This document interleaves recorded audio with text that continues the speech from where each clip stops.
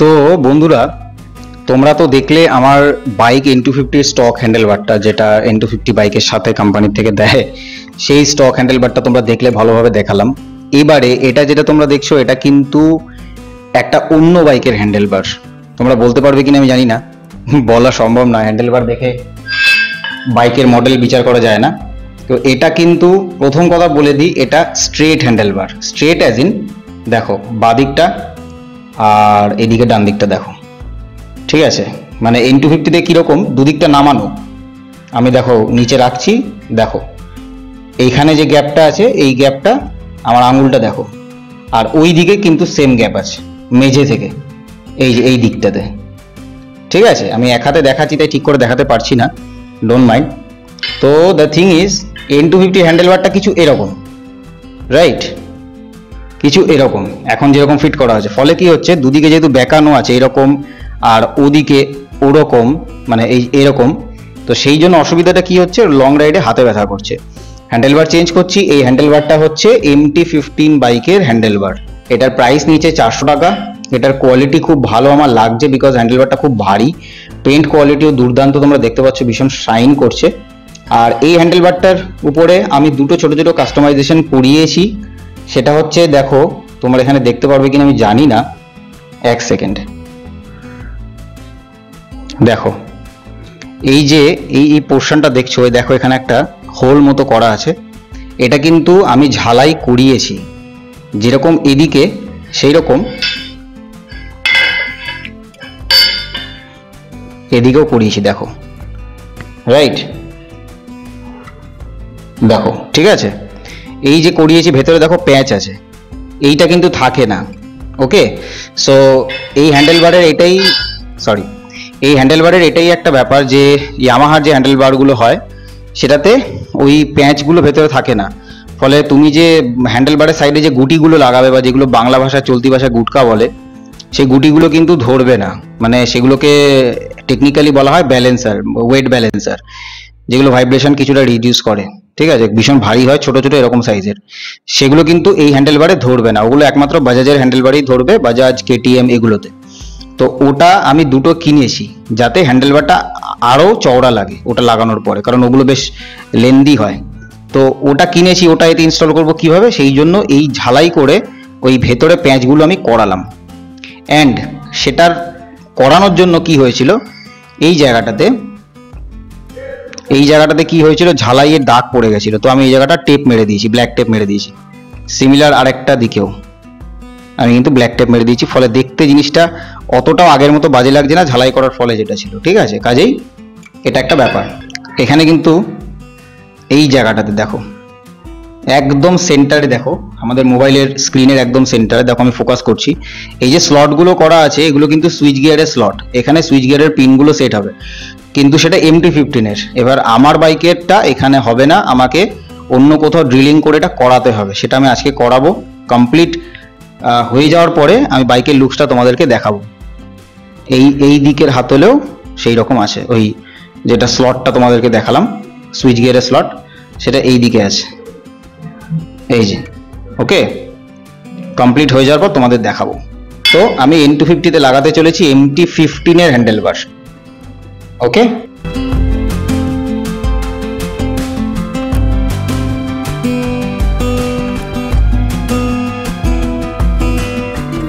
কিন্তু এই pipe হ্যান্ডেলবারের problem এটা হচ্ছে, দুদিকে যেহেতু হ্যান্ডেলবারটা বেঁকানো, মানে তোমরা যদি এদিক থেকে দেখো, আমি তোমাদেরকে বলে দিচ্ছি, এই দিকে নামানো, আর এটা এখন তো বাইকটা হেলে আছে, এদিকে এটা নামানোই আছে। তো দুদিকে যেহেতু হ্যান্ডেলবারটা এরকম ভাবে নামানো আছে, সেহেতু কি হয়, তুমি যখন লং স্ট্রেচে অনেকক্ষণ ধরে বাইকটা চালাবে, অবভিয়াসলি তোমার বডি ওয়েটটা যেটা আছে সেটা কিন্তু হাতের মাধ্যমে হ্যান্ডেলবারের উপর এসে পড়ছে, তখন হাতের তালুতে ব্যথা করবে, যেটা আমার অলরেডি করেছে।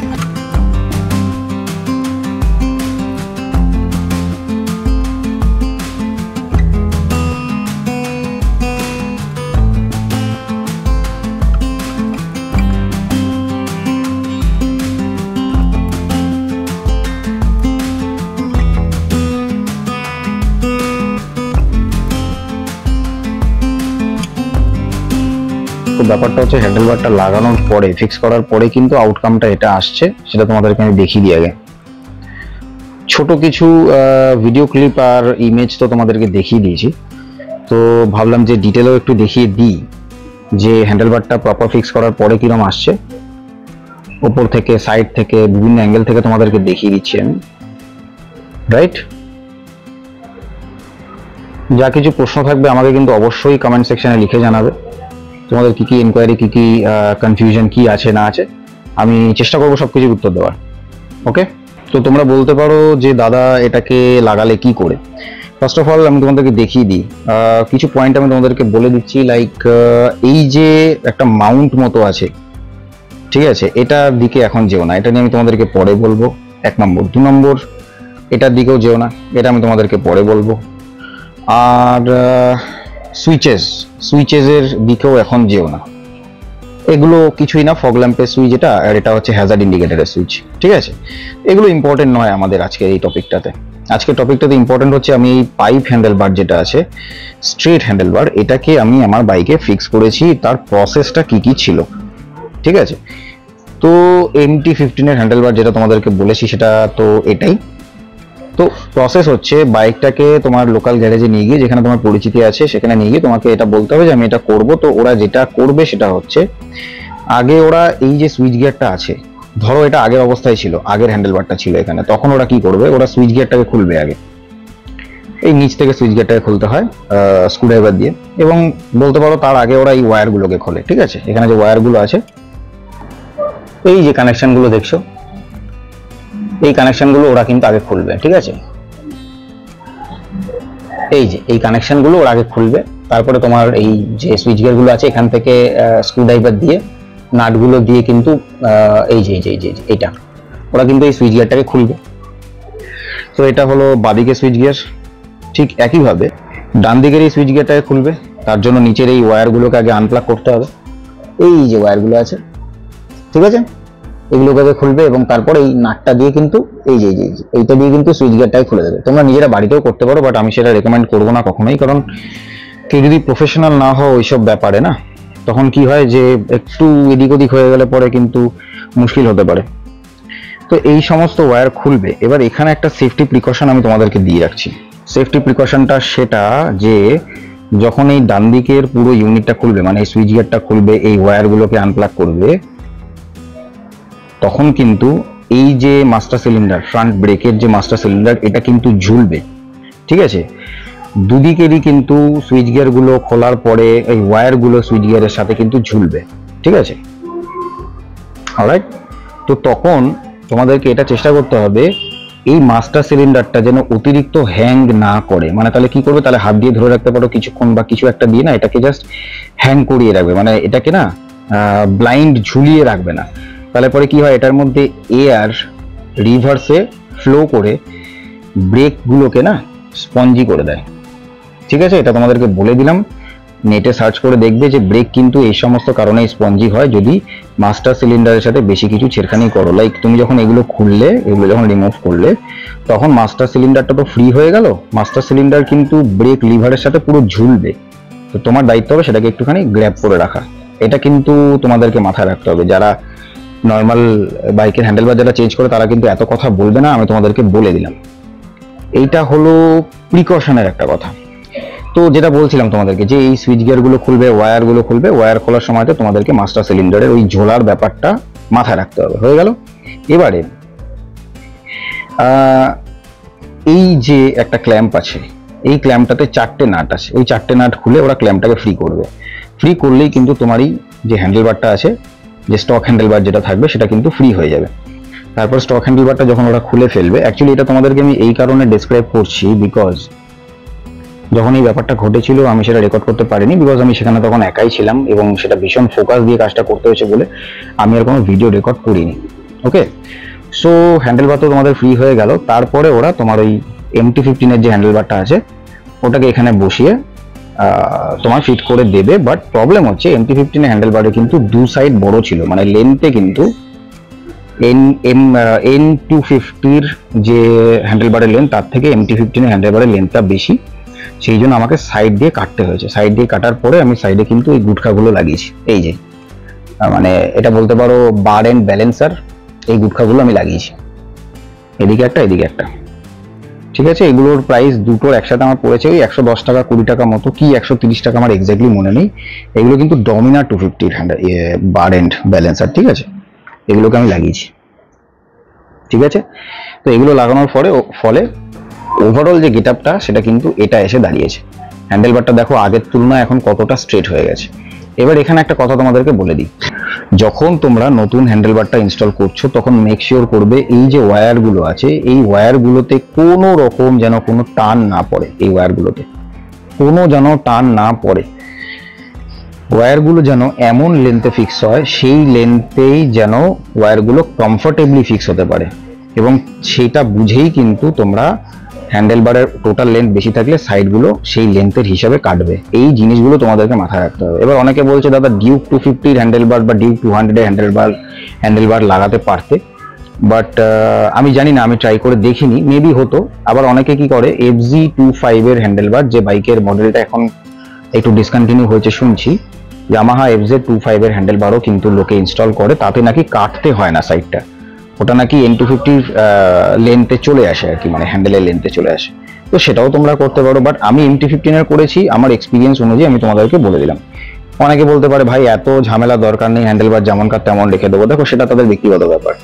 আমি নিজের কমফর্ট আর স্টাইল আর ডিজাইন এগুলোকে আমি একদম প্রিমিয়াম রাখতে চেয়েছি বলেই কিন্তু আমি এই কাজটা করেছি, যেটা তোমরা দেখে নিশ্চয়ই বুঝতে পারছো আউটকামটা কত সুন্দর এসছে, তাই না? তো এরপরে আরেকটা জিনিস তোমরা লক্ষ্য রাখবে, হ্যান্ডেল বারের যে পজিশন, এই যে পজিশনটা আছে, পজিশনটা যেন এমন জায়গায় হয় আয়নাগুলো যেন অলমোস্ট সোজা থাকে। মানে আমি কি বলতে চাইছি তোমাদেরকে বোঝাচ্ছি, ওয়েট। মানে হ্যান্ডেল বারের যদি পজিশনটা দেখো, আয়নার যে স্টিকগুলো আছে বা ডানটি যদি গোদা বাংলায় বলি, ওগুলো যেন একদম মানে এইরকম স্ট্রেট মতো থাকে, ওগুলো যেন এদিকে টিল্ট না হয় বা এদিকে টিল্ট না হয়। দেখো আমি তোমাদেরকে বলে দিচ্ছি, নিশ্চয়ই বুঝতে পারছো, ঠিক আছে? তো এরকম যেন থাকে, তাতে করে কি হয়, এই যে ইউনিটটা, এই যে ইউনিট, এটা যে ক্লাচের ইউনিটটা, এটা যে ওয়্যারগুলো আছে, এই ব্যাপারটা না এমন একটা জায়গায় থাকবে যাতে করে এটা বেশি এদিকে ঝুঁকবে না এবং এদিকেও যাবে না। ফলে কি হবে, এই ক্লাচের ওয়্যারের উপরে কোনো বেশি প্রেশার আসবে না আনএক্সপেক্টেড। একইভাবে কিন্তু ব্রেকের যে মাস্টার সিলিন্ডারের যে একটা পাইপ বা ওয়্যার যা কিছু বলো, সেটার উপরেও প্রেশার পড়বে কি পড়বে না সেটা হ্যান্ডেল বারের অ্যালাইনমেন্টের উপরে ডিপেন্ড করছে। এই জিনিস দুটো যদি তোমরা মাথায় রাখো, তাহলে কিন্তু বাইক চালানোর সময়তে হ্যান্ডেল বার ডান দিকে ঘোরাও বা বাঁ দিকে ঘোরাও, তোমাদের কিন্তু কোনো দিকের কোনো ওয়্যারে টান পড়বে না বা স্কুইজ হওয়ার পসিবিলিটি থাকবে না। তাতে করে কি হবে, তোমার বাইকের যে কি বলবো, মানে বাইক চালানোর জন্য যে যে নেসেসারি ওয়্যারিং সিস্টেমটা আছে সেটার উপরে কোনো প্রেশার পড়বে না, জিনিসগুলো ভালো থাকবে। আর আরো একটা ইম্পর্টেন্ট কথা তোমাদেরকে বলে দিই, হ্যাঁ যেটা বলছিলাম সেটা হচ্ছে হ্যান্ডেল বার যখন তোমরা ইনস্টল করবে, আমি আবারও বলছি এই জিনিসগুলোকে কিন্তু এখন ইগনোর করো, ঠিক আছে? যখন হ্যান্ডেল বার তোমরা ইনস্টল করবে তখন কারোর কথায় এসে কিন্তু কোনো রকম রাইজারের চক্করে যাবে না। কারণ বাজাজ বলো বা যে কোনো কোম্পানি বলো, তারা যখন নর্মাল একটা স্পোর্টস কমিউটার বা স্পোর্টস বাইক বানায় না, তারা কিন্তু হ্যান্ডেল বারের জন্য যে ওয়্যারিং এর রিকোয়ারমেন্ট থাকে তারা কিন্তু একদম কাট টু কাট যতটা দরকার ততটুকুই দেয়। তোমাকে যেই বলুক যে ভাই আমি মানে রাইজার লাগিয়েছি আমার কোনো প্রবলেম হয়নি, জেনে রাখবে রাইজার লাগালে কিন্তু তাদের দুদিকের ওয়্যারে টান পড়বে, সেই ওয়্যার কিন্তু বেশি দিন টিকবে না। কাজে কোনো রাইজারের চক্করে যাবে না, রাইজার জেনারেলি এরকম পজিশনে লাগায়, এই যে এরকম জায়গায়, ঠিক আছে? কোনো রাইজারের চক্করে যাবে না, তারে টান পড়বে। এটা আমি করিনি, আমি রেকমেন্ড করি না, আর আমি কোনোদিন রাইজার লাগাবো না। যদি অ্যাডভেঞ্চার ট্যুরার কিনি ভবিষ্যতে কখনো, সেটা দেখা যাবে এইরকম জায়গায় রাইজারগুলো লাগে। তাতে করে কি হয়, হ্যান্ডেল বারটা একটু ওপরে ওঠে বটে, চালাতে কমফোর্টেবল লাগে বটে, কিন্তু তারগুলোতে দুদিকেই টান পড়ে।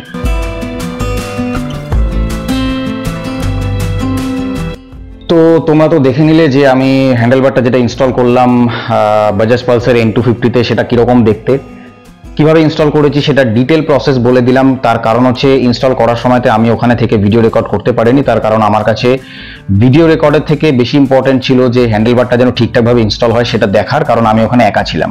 খুব কনফিডেন্টলি তোমাদেরকে একটা কথা বলছি, রাইজার ভুল করে যারা N250 অন করছো, N160 ব্যাপারটা আমি জানি না ভাই, আমি বলতে পারবো না কারণ আমার কাছে নেই, তবে গড়পড়তায় সেম N160 ব্যাপার with N250 when the question comes for handlebar changing, ঠিক আছে?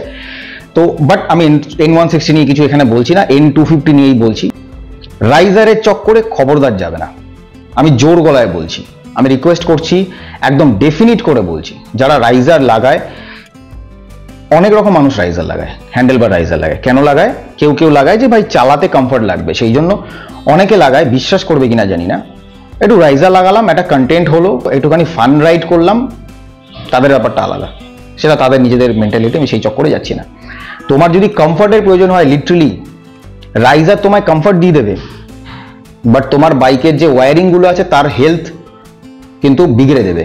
মানে আমাকে নিজে, আমি যখন বাইকের অ্যাক্সেসরিজের দোকানে গেছিলাম, একটা XYZ অ্যাক্সেসরিজের দোকানে, সেখানে বলেছিল রাইজার লাগালে কিন্তু চালাতে যেরকম ভালো লাগে, ওয়্যারের কিন্তু লংজিভিটি যেটা থাকে সেটা কমে যায়।